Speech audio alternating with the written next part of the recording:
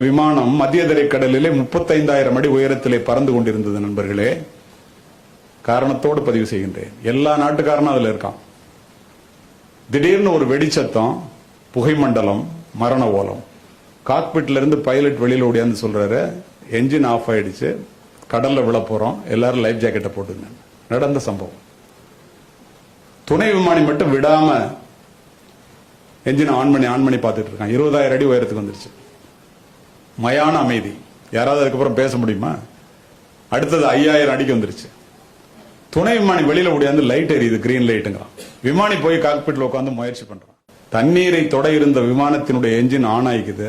தண்ணீரை தொடாம மேலே ஏற்றி பக்கத்து நாட்டிலே தரையிறக்குகின்றார்கள். Emergency landing. பத்திரிகை துறை நண்பர்கள் எல்லாரும் கேட்கறான், கடைசி இறப்பினுடைய விளிம்புக்கே போயிட்டு வந்துட்டீங்களே, கடைசியா என்ன நினைச்சீங்க? ஒருத்தன் மனைவியை சொல்றான், ஒருத்தன் நாட்டை சொல்றான், ஒருத்தன் வீட்டை சொல்றான், ஒருத்தன் பேங்க் பேலன்ஸை சொல்றான். என்னுடைய பிள்ளைகளை அனாதையாக விட்டு இறக்க போகிறோமே என்று அழுதேன் என்று சொன்ன 11 பேரும் இந்திய தந்தைகள் என்பதை மனதிலே பதிவு வைத்துக் கொள்வோம். அம்மாவிடம் ஒட்டி கொள்வோம், அப்பாவிடம் எட்டி நிற்போம். அம்மாவினுடைய அன்பு வெளிப்படையானது, அப்பாவினுடைய அன்பு வெளியே தெரியாதது. சாப்பிடவா அப்படின்னு கூப்பிடுறது அம்மாவுடைய அன்பு. சாப்பிட உட்காரும் போதே புள்ள சாப்பிட்டானு கேட்டுட்டு உட்கார்றது அப்பாவோட அன்பு. அம்மா தோசை மாதிரி இங்க சாப்பிட்டோன்னு ருசி தெரியும். அப்பா தோசைக்கல் மாதிரி என்ன சூடு படுறாருங்கிறது ஒருத்தனுக்கும் தெரியாது. சொல்லனாக்க வேற யாராவது சொன்னதான் தெரியும்.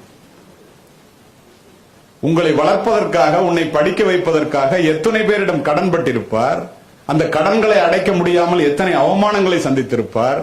எத்தனை இரவுகளை கண்ணீரிலே கழித்திருப்பார்.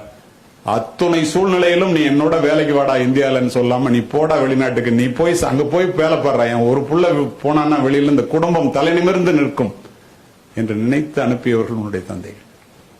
மறுக்க முடியுமா? யாராவது சிந்தித்து பாருங்கள். நீ எல்லாம் எங்கடா உருப்பிட போற அப்படின்னு சொல்லிட்டு என் புள்ள எப்படியாவது உருப்பிடணுமேன்னு கடவுளை பார்த்து வேண்ட ஒரே ஜீவன் உலகத்துல அப்பா மட்டும்தாங்க. 5 வயசுல அப்பா ஹீரோவா தெரிவாரு, 20 வயசுல எதிரியா தெரிவாரு, 40 வயசுல தெய்வமா தெரிவாரு.